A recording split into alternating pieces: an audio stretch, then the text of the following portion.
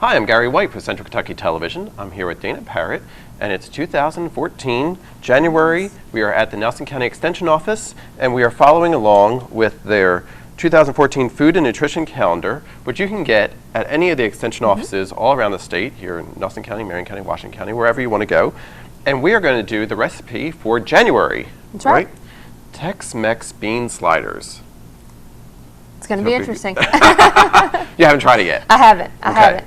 Now this is a vegetarian dish, right? There's no meat in it, but it kind of looks like a burger in there, so it'll be interesting to see how this all comes together. Yeah, and I've already made one, and it was really easy to make, and you know, no ingredients that are unusual or expensive, so it's a pretty good meal on a budget too. Okay, and if you like beans, then we're That's off right. to a good start. That's So right. how do we make these Tex-Mex bean sliders? All right. Well, first thing you're going to do, and I've cut the recipe in half because I've already made half of it for us to go on later. But you're going to have your pinto beans. Low sodium is best, obviously. Drain them a little bit and just stick them in a bowl. Then you're going to add plain breadcrumbs. You're supposed to use, I think it says, what, 2.5 cups there? 1.5 cups. 1.5 cups again, of so plain breadcrumbs. the whole recipe calls for 2 eggs, so we've got 1 egg there. Okay. Minced garlic cloves, which you can get already minced, but I did mince one myself. Okay. And then some cumin. So that's where the the spice is going to come in, the flavor. Okay. Cumin's not something people use a lot, but I really like it. So. Okay, so it's a flavor that you can easily find. Oh yeah, it's just in the spice aisle. Okay. Then you're just going to lightly mix it together. And it doesn't look very appetizing as you go along. Just be warned. But, you know, I can see where the beef coloring is kind of coming in with the browns there. I think that this is going to be a really good, kind of alternative way, maybe for lunch or a picnic or something like that. Whenever you don't want to, spend a lot of money on the meat. So. Yeah. And it's going to get caught in your whisk, but you're just going to kind of beat it out. Cool. So we have the breadcrumbs, we have the beans, we have the, what else do we have in there? We had the cumin, egg, and the garlic. That's right. Right? And as Dana said, we're kind of halving it because you already made half. Right. Right? That's right. Okay. So then the tricky part of this and the time-consuming part, you can see that the beans are still whole, and you probably don't want that in your burger. So you're going to take a glass. I chose to do a small glass so I could stick my hand in it, and you're just going to mash them. Okay. Now, a clear glass is best because you can see when you mash them that pinto beans are kind of white inside. Uh-huh. So you can kind of watch as you mash. Oh, look at that. Yeah.